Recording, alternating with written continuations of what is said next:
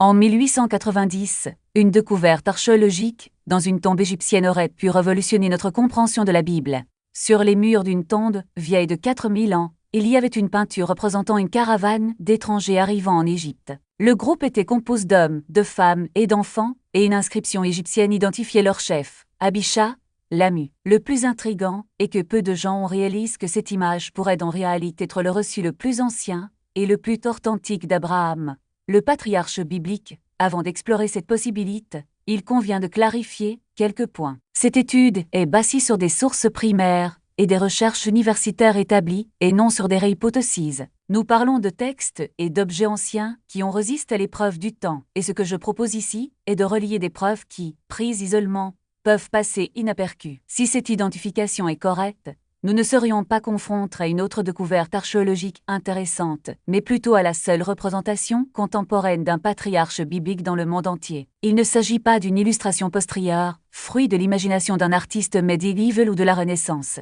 Il s'agit d'un document réalisé par un peintre égyptien vers 1900 avant J.C., représentant une personne réelle entrée en Égypte, quelqu'un qu'il a probablement vu de ses propres yeux. Nous serions devant le visage d'Abraham, ses vêtements, sa famille qui l'accompagnait et les armes que portaient ces hommes. Imaginez l'impact de cela. Chaque image d'Abraham que nous avons jamais vue, dans les manuels scolaires, les illustrations bibliques, les contes pour enfants, serait remplacée par cette peinture égyptienne vieille de 4 millénaires. Les érudits, qui traitent les récits des patriarches comme des légendes ou des constructions théologiques sans fondement historique, devraient reconsidérer leur position à l'égard d'un document égyptien contemporain. L'histoire d'Abraham en Égypte, souvent considérée comme une tradition sans preuve extérieure, bénéficierait d'une validation archéologique sans précédent.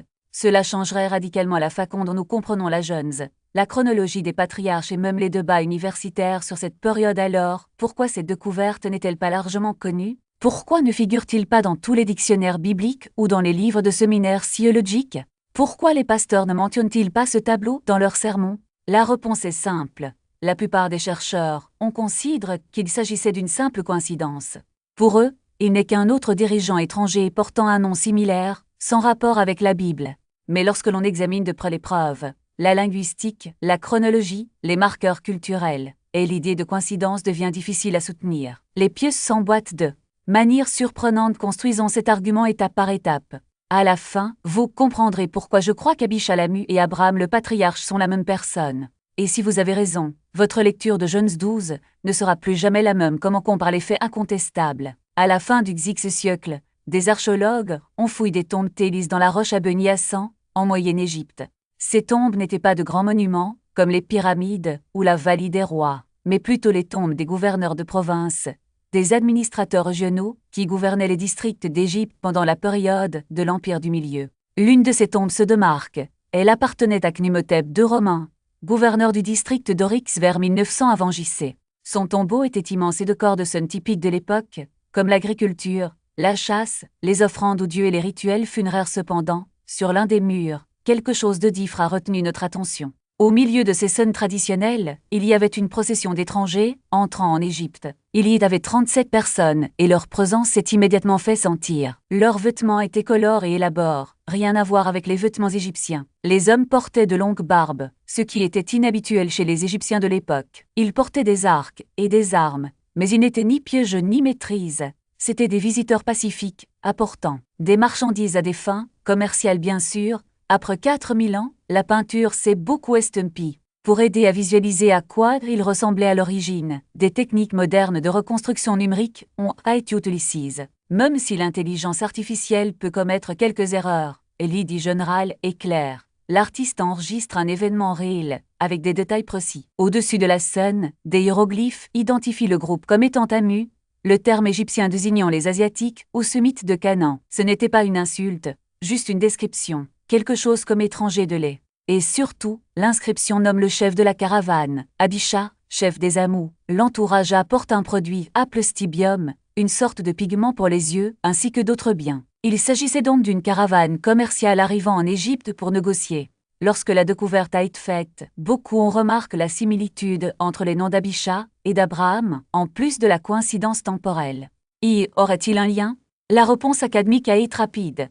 Non, selon les experts, L'âge du bronze moyen était une époque de mouvement intense de personnes et Abisha était un nom commun. La similitude ne serait qu'une coïncidence pendant plus d'un siècle. Cette explication a été la norme. Le tableau serait simplement une toile de fond historique montrant à quoi ressemblaient des gens qui, peut-être, ressemblaient à Abraham, mais pas à lui-même. Cependant, ce que je propose ici est différent.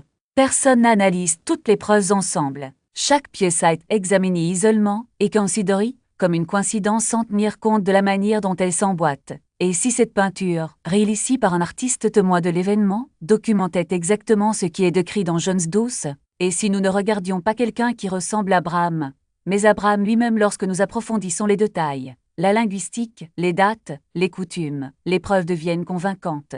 Examinons attentivement chaque point. Il y a beaucoup de choses à considérer, alors préparez-vous pour une analyse approfondie. Le premier grand obstacle est le nom. Pendant un siècle, les critiques ont analysé l'inscription et ont conclu « Il est dit Abisha, pas Abraham, donc l'affaire est close ». Mais est-ce vraiment aussi simple d'un acte officiel, d'une délégation étrange recul avec les honneurs? Et c'est précisément à ce moment-là que les indices visuels commencent à s'aligner de manière impressionnante. Regardons les détails de l'image. Premièrement, l'apparence physique des visiteurs. Les hommes sont représentés avec une barbe pointue, des cheveux foncés et ondulés, et des traits du visage qui correspondent exactement à ce que nous savons du peuple sémitique de l'époque. Ce ne sont pas des Égyptiens. Les artistes égyptiens avaient un style très distinct pour représenter leur propre peuple, avec des visages plus longs, des perruques laborieuses et des barbes courtes et rectangulaires. Les Asiatiques, en revanche, ont toujours à être dessinés avec ces caractéristiques. Nez promine, yeux en amande, et surtout barbe en forme de pelle, presque triangulaire. C'est un modèle qui se repte dans des dizaines d'autres représentations égyptiennes des Cananéens et des Amoréens. Et devinez quoi? C'est exactement ainsi que les hommes d'Abisha apparaissent dans le tableau, mais ce n'est pas seulement la physionomie. Les vêtements racontent aussi une histoire. Les visiteurs portent de longues tuniques avec des ceintures colorées, un style typique des peuples de Mésopotamie et de Syrie. Les Égyptiens, quant à eux, s'habillaient très différemment. Jupons courts, colliers de perles, et dans le cas des nobles, peau de léopard. Les femmes du groupe, par exemple, portent des robes plissées et des châles à franges, un détail qui apparaît dans d'autres archives de femmes sémitiques de l'époque, comme celles représentées dans les tombes de Thebes. Même les chaussures sont révélatrices, des sandales en cuir nouées par des lanières, identiques à celles trouvées sur les sites archéologiques de Palestine et de Mésopotamie, et puis, il y a les objets qu'ils transportent. Dans le tableau, nous voyons des vases en métal, des arcs à poulies et même un instrument de musique, une lyre à 8 cordes. Ces éléments ne sont pas halitoises. Les arcs composites, par exemple, constituaient à l'époque une technologie avancée, associée au peuple des steppes et des montagnes du Levant. Les lyres à 8 cordes sont mentionnées dans la Bible comme instruments utilisés par les patriarches Genèse 31, 27. Et les vases en métal? Eh bien, la Bible décrit Abraham comme un homme extrêmement riche, propriétaire d'argent et d'or. Genèse 13, 2. Il n'est pas difficile d'imaginer qu'il aurait apporté avec lui des cadeaux précieux à offrir au gouverneur égyptien.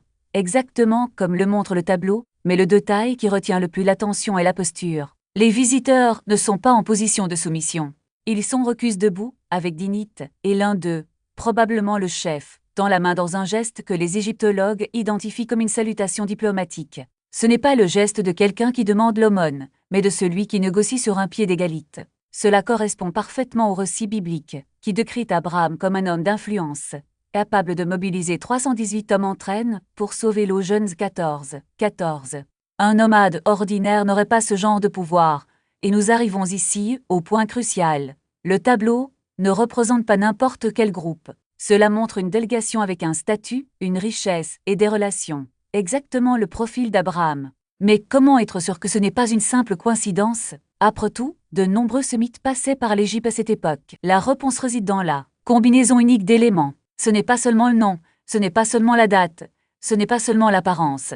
C'est la somme de tous ces facteurs qui s'assemblent comme les pièces d'un puzzle. Récapitulons. Nous avons un nom qui, linguistiquement, signifie peur exhale en acadien, exactement comme Abraham en hébreu. Nous avons une date qui coïncide avec le passage d'Abraham à travers l'Égypte, avec une marge d'erreur de seulement 2 ans. Nous disposons d'une description physique et culturelle qui correspond à ce que nous savons des peuples de Mésopotamie et du Levant. Et nous avons un contexte historique. La travestie du mur des souverains, la nécessite d'un sauf-conduit, la réception dans un tribunal provincial, qui reflète exactement le genre de voyage décrit par la Bible, mais il reste un dernier détail, peut-être le plus fascinant de tous. Dans le tableau, l'un des hommes tient un objet que les archéologues ont identifié comme une houlette de berger. Ce n'est pas n'importe quel bâton, c'est un bâton incurve, avec une extrémité crochue, utilisé pour guider les troupeaux. Ce type de bâton apparaît dans d'autres représentations de bergers sémitiques, mais est également mentionné dans la Bible comme symbole d'autorité. Dans Genèse 38, 18,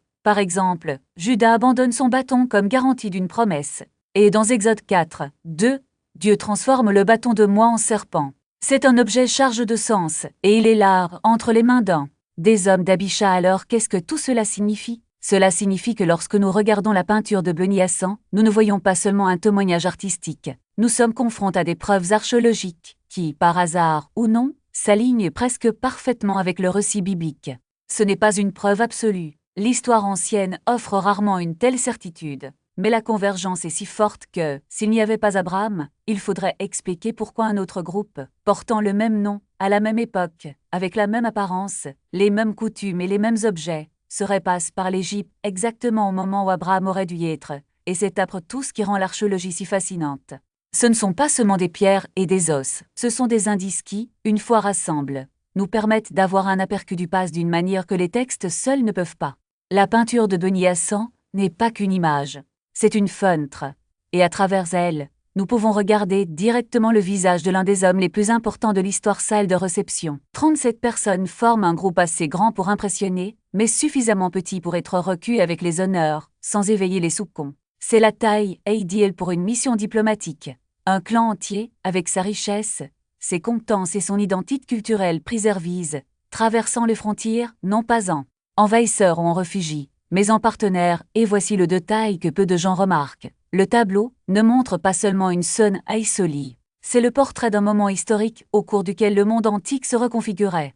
L'Égypte, au sommet de son influence, n'était pas une forteresse isolée. C'était un empire qui dépendait de l'échange, non seulement des biens, mais aussi du savoir. Les Mésopotamiens, quant à eux, étaient pas se mettre dans l'art d'emporter leur civilisation avec eux partout où ils allaient. Et Abraham, s'il faisait effectivement partie de ces voyageurs, n'était pas un simple berger errant. Il était un trait d'union entre deux des plus grandes cultures de l'époque. Regardez à nouveau les objets qu'il transporte.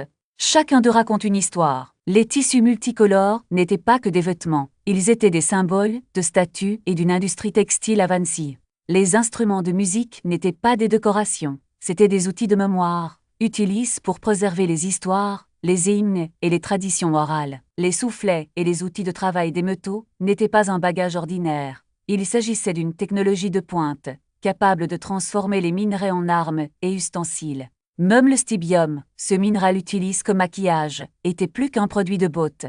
C'était une ressource précieuse, extrait et transformée avec des techniques que les Égyptiens ne maîtrisaient peut-être pas encore complètement. Et puis, il y a les femmes. Ils ne sont pas là comme compagnons passifs. Dans le tableau, elles apparaissent habillées avec la même richesse que les hommes, portant des objets et participant activement à l'entourage.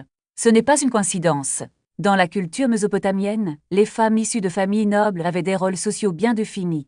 Elles géraient la propriété, négociaient et, dans certains cas, dirigeaient même des rituels religieux. Si Abraham faisait partie de ces voyageurs, sa femme Sarah ne ferait pas exception. Elle ferait partie intégrante de cette mission et ne serait pas seulement une ombre aux côtes de son mari, mais le détail, le plus révélateur est peut-être la posture des Égyptiens dans la scène. Et ils ne sont pas dans une position de supériorité absolue.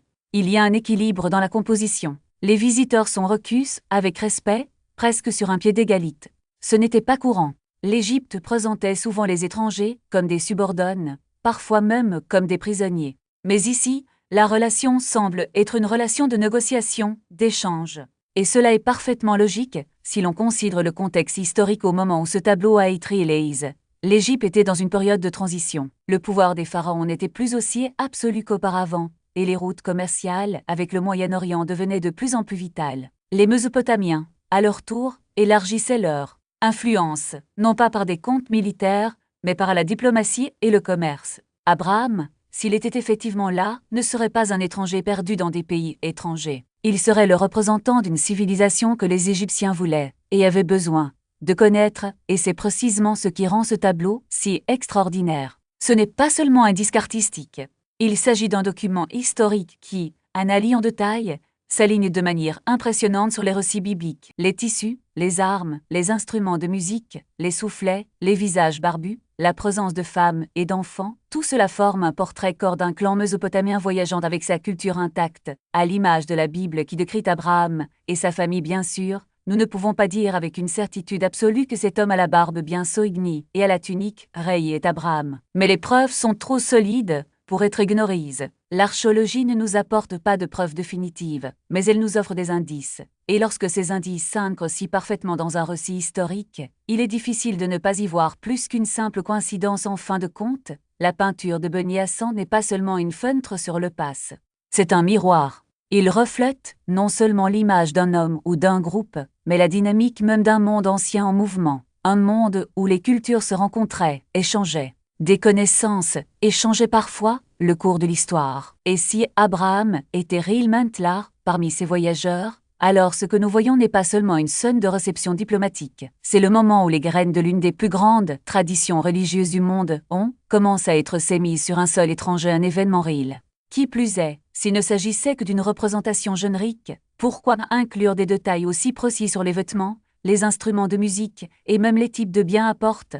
L'art égyptien, en particulier dans les tombes des hauts fonctionnaires, n'avait pas pour but d'embellir, mais de documenter. Chaque élément avait un but, et dans ce cas, le but était d'enregistrer une rencontre unique. La deuxième objection concerne généralement la différence de date. Certains érudits soutiennent que la période d'Abraham, selon la chronologie biblique traditionnelle, ne coïncidait pas avec le règne de Sosistride romain. Mais ici, il faut se rappeler que les dates de l'histoire ancienne sont fluides. La chronologie biblique n'est pas un enregistrement archéologique exact, et les estimations de la vie d'Abraham varient selon les siècles, selon la source. Ce que nous avons cependant est une convergence frappante, une période de famine en Canaan, un enregistré à la fois dans la Bible et dans les sources égyptiennes contemporaines. La présence de groupes sémitiques dans la région du delta du Nil, attestés par des textes, tels que les textes d'excrétion, et bien sur le tableau lui-même de Beni Hassan, qui met les Hamots, peuple du Levant, en contact direct avec les autorités égyptiennes. Si nous ajustons les dates dans des marges raisonnables, un chevauchement est non seulement possible,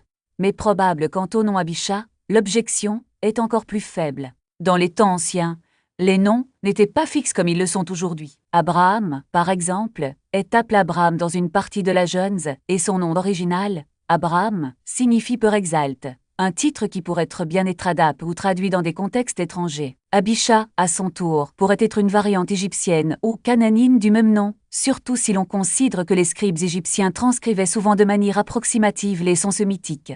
De plus, les noms composés de Ab, peur étaient courants dans la région, et le suffixe cha pouvait indiquer une forme honorifique ou régionale. Il n'est pas nécessaire de forcer l'interprétation. C'est une question de phonétique et de contexte culturel, mais l'objection la plus persistante est peut-être l'idée selon laquelle Abraham, étant un personnage biblique, ne pourrait pas être représenté dans une tombe égyptienne. Ici, le problème ne réside pas dans les preuves, mais dans les préjuges. L'archéologie a démontré à plusieurs reprises que des personnages bibliques, comme David, Ézéchias ou encore les rois d'Israël et de Juda, ont laissé des traces matérielles en dehors des textes sacres. Qu'est-ce qui rend Abraham différent? Rien, si ce n'est qu'il s'agit d'un personnage plus âgé et donc plus difficile à retrouver. Mais la peinture de Beni Hassan n'est pas un miracle isolé. Elle s'inscrit dans un schéma, celui de dirigeants mythiques riches et influents qui circulaient entre Canaan et l'Égypte, négociant, établissant des alliances et, parfois même, s'intégrant dans l'élite locale. Si l'Abraham existait, et les preuves suggèrent qu'il existait, il n'y a aucune raison pour qu'il ne puisse pas être l'un de ses dirigeants. Et puis, nous arrivons au verdict. Lorsque nous rassemblons toutes les pièces, le nom, la date, le contexte historique, les détails du tableau et le récit biblique, ce qui ressort n'est pas une coïncidence, mais une confirmation. La somme représentée dans la tombe de Khnumhotep II romain n'est pas seulement une représentation d'étrangers génériques, c'est le témoignage visuel d'une rencontre qui a changé l'histoire. Et l'arrivée d'un patriarche sémitique, accompagne de sa famille et de ses richesses, en période de crise, cherchant refuge dans une terre étrange. Une rencontre qui, des siècles plus tard, restera dans les mémoires comme le début de l'un des plus grands voyages spirituels de l'humanité. Cela ne signifie pas que la Bible soit un document historique au sens moderne du terme. C'est un texte sacre, plein de symbolisme et de théologie. Mais c'est aussi le reflet de vrais souvenirs, de vraies personnes qui ont vécu dans un monde réel. Et lorsque l'archéologie et le récit biblique se rencontrent, comme dans ce cas, ce que nous voyons n'est pas une contradiction, mais une fenêtre sur le passe. Une fenêtre qui nous permet de voir, ne serait-ce que pour un bref instant, l'ombre d'un homme qui, selon la tradition, est devenu le peur de nombreuses nations, un événement réel qui s'est produit dans un endroit précis, un jour précis. Motep, le dirigeant local, souhaitait que cette visite reste gravée dans les mémoires. Mais ici surgit la deuxième objection. Le nom n'est pas Abraham, c'est Abisha. Les critiques soutiennent qu'Abisha n'est pas Abraham, qui ne sont pas la même personne. Cependant, c'est précisément ce détail qui constitue la preuve la plus accablante. Les deux noms signifient exactement la même chose, peur exalte. Rappelez-vous, Abraham ne parlait pas hébreu. Cette langue n'existait pas encore. Il parlait akkadien et dans sa langue maternelle, son père exalte s'appelait Abisha. La Bible traduisit plus tard ce nom en hébreu par Abraham. Ce qui est écrit sur le mur n'est donc pas faux. Il ne conserve que le nom original, dans sa forme la plus ancienne. Il n'y a pas de contradiction ici. Il y a en fait une parfaite correspondance linguistique. La troisième objection est généralement la suivante. Les dates ne correspondent pas. Mais la chronologie constitue l'un des plus grands défis de l'histoire ancienne. Selon l'expert consulte, Abraham aurait vécu entre 2100 avant JC et 1500 avant JC. Cependant, le 19e siècle avant JC, vers 1890 avant JC, la période exacte à laquelle ce tableau a été réalisé, est largement considérée par de nombreux archéologues bibliques comme le point idéal de l'âge du bronze moyen pour la période patriarcale. Cette date s'inscrit parfaitement dans le contexte culturel, géopolitique et les chemins migratoires de l'époque. Alors, qu'est-ce qu'on fait de tout cas? Si l'on accepte que ce tableau nous offre un aperçu d'un Abraham historique, nous sommes obligés de reconstruire entièrement l'image que nous portons de lui. Quiconque a grandi en écoutant des histoires à l'école du dimanche l'a probablement imagine comme un humble nomade, un homme vêtu d'une robe poussiéreuse errant seul dans le désert, peut-être un peu perdu. Mais le tableau de Beni Hassan ne représente pas un vagabond. Il représente un prince, un roi, un chef de tribu. Il montre un homme vêtu des plus beaux tissus de la royauté du monde antique. Il montre un chef accompagné d'un cortège de guerriers armes d'arc à poulies et de haches avance. Il représente un diplomate qui entra dans les cours des grandes puissances et fut reçu avec respect soudain. Le reste de la Bible commence à prendre beaucoup plus de sens. Pensons à Genèse 14. Vous souvenez-vous de l'histoire? Lot est capturé par une coalition de 4 rois puissants. Si Abraham n'était qu'un berger solitaire, ce récit serait impossible. Mais la Bible dit qu'il rassembla 318 soldats entraînent, des hommes, dans sa propre maison, et qu'il poursuivit 4 armées. Ce n'est pas l'exploit d'un pasteur, c'est l'exploit d'un chef de guerre. C'est l'homme que l'on voit sur le mur de Beni Hassan, l'homme aux armes, l'homme au nom de peur exalte. Ce tableau explique comment Abraham pouvait parler face à face avec les pharaons, explique comment il a négocié des traités avec les rois de Grar. Cela explique pourquoi les Hittites dans Genèse 23 l'appelaient un prince puissant parmi nous. Parce qu'il l'était. Nous passons tellement de temps à essayer de rendre Abraham plus accessible que nous oublions à quel point il était formidable. Dieu n'a pas choisi n'importe quel homme dans le désert. Il a choisi un chef. Il choisit quelqu'un qui pouvait inspirer le respect à la fois dans le palais d'Égypte et sur le champ de bataille de Canaan. Et si vous me le demandez, cela rend votre foi encore plus impressionnante. Abraham avait de la richesse. Il avait du pouvoir. Il avait un manteau de plusieurs couleurs, bien avant même la naissance de Joseph. Il avait tout ce que le monde pouvait offrir à un homme en 1900 Av. Et pourtant, lorsque Dieu la rappelle, il était prêt à tout risquer.